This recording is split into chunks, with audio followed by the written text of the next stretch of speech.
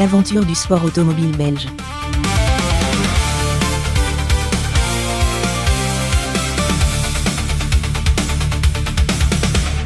Stoffel Vandoorne, c'est le dernier pilote belge en F1. Retour sur une carrière pas comme les autres. Son histoire, c'est celle d'une promesse immense, d'un gros défi et finalement d'une belle revanche. Stoffel Vandoorne donc. Sa carrière en F1 s'est déroulée de 2016 à 2018 avec l'écurie McLaren. Une ascension fulgurante.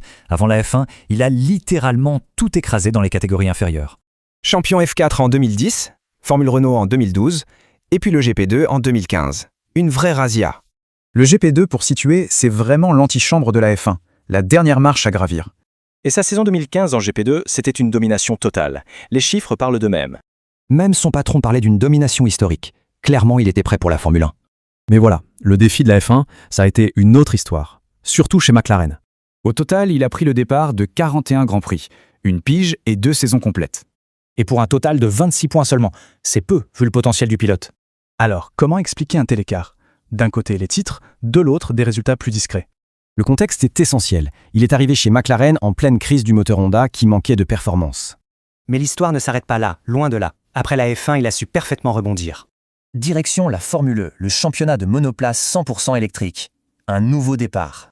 Et là, la réussite revient vite. D'abord vice-champion, il décroche le titre mondial 2 ans plus tard. La clé de son titre, c'est vraiment sa régularité. Une seule victoire, mais 8 podiums.